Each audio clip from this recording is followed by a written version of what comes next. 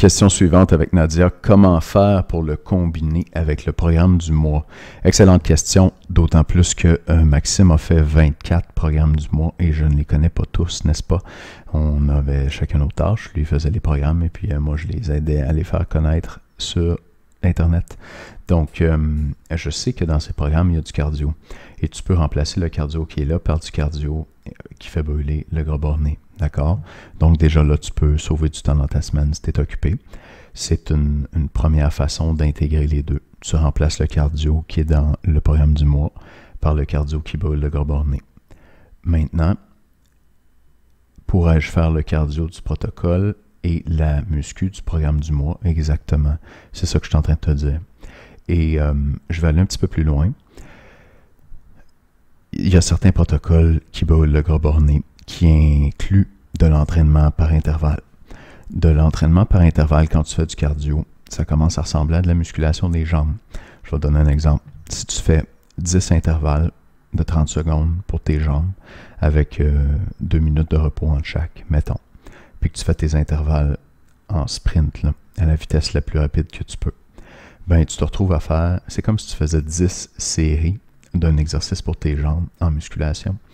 Mettons, puis je vais simplifier là, tu fais du squat, tu vas faire 10 répétitions de squat, puis tu exécutes tes répétitions assez rapidement.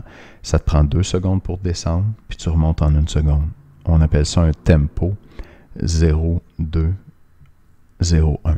Donc, je descends pendant 2 secondes, je remonte pendant 1 seconde et il y a des pauses de 0 à chaque bout du mouvement. Il n'y a pas de contraction isométrique en bas ou en haut.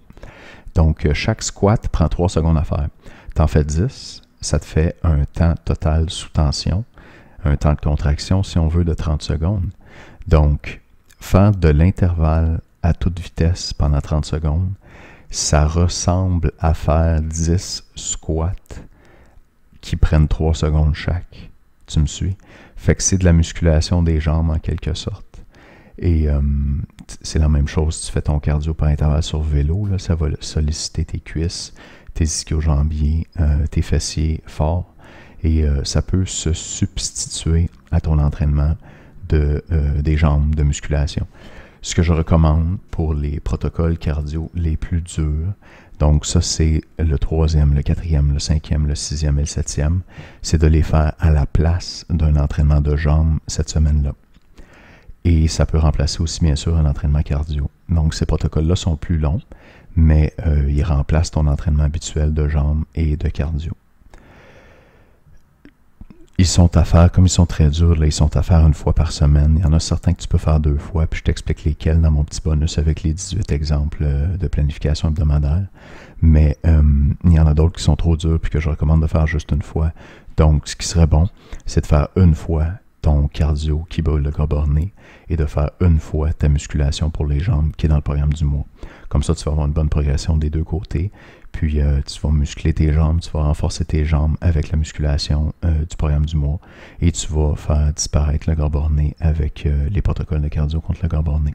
Donc voilà, ça remplace le cardio et ça remplace la musculation des jambes avantageusement pour le gras borné.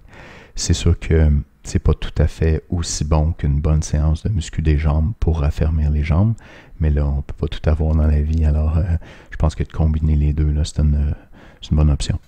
Voilà, je te reviens dans un instant, Nadia, avec la suite de tes réponses.